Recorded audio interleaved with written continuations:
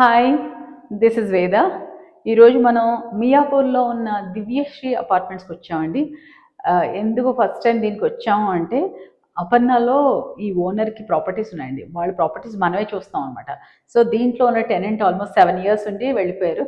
వేద ఒకసారి వెళ్ళి చేయరా అన్నారు. చెక్ చేస్తే మీరు ఏమన్నా ఉంటే చెప్తాను. వచ్చి చూసాం 7 years తర్వాత కదా, చాలా రెనోవేషన్ ఉన్నాయి, అవే చూస్తాము. ఈ వీక్ ఇదనమాట మేము చేసే పని.